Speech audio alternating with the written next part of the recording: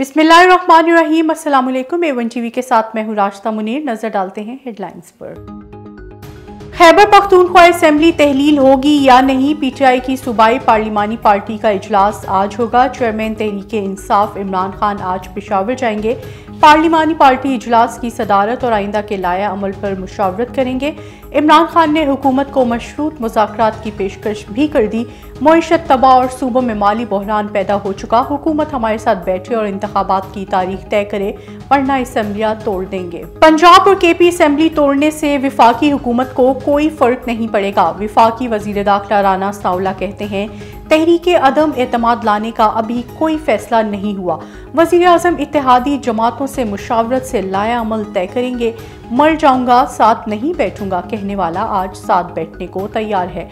इमरान खान ने अपने काले करतूतों की वजह से अंदर जाना है। राना सनाउल्लाह का महंगाई को कंट्रोल न कर पाने का इतराफ। मंशियात बरामद के केस में राना सनाउल्लाह अदालत में पेश। समाअत 10 दिसंबर तक मुलतवी कर दी गई। इमरान खान ने एक और यू टर्न ले लिया। वफाकी वजीर कानून आजम नज़ीर तारर कहते हैं, कल इमरान खान ने मुज़ाकरात की बात की जो एक सियासी पेशरफ्त है। सियासत नाम ही रवादारी का है। तमाम इत्तेहादियों से मुशावरत करके आगे बढ़ेंगे। मजीद बोले, इमरान खान की बात को कभी संजीदा नहीं लेता।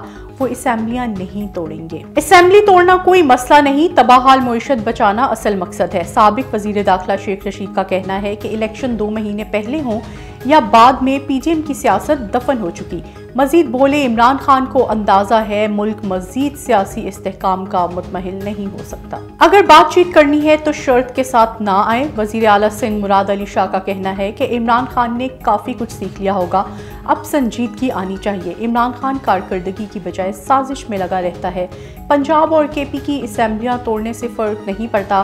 पीपल्स पार्टी हर वक्त इलेक्शन के लिए तैयार है। आम इंतखाबात मुकर्ररा वक्त पर होंगे। कराची का एडमिनिस्ट्रेटर MQM का होगा। सेनेट की नशिस्त पीपल्स पार्टी को मिलेगी। पीपल्स पार्टी और MQM में डील हो गई। वसीम अख्तर कायम MQM उम्मीदवार दस्तबरदार होते ही वकार मेहदी सेनेटर बन जाएंगे।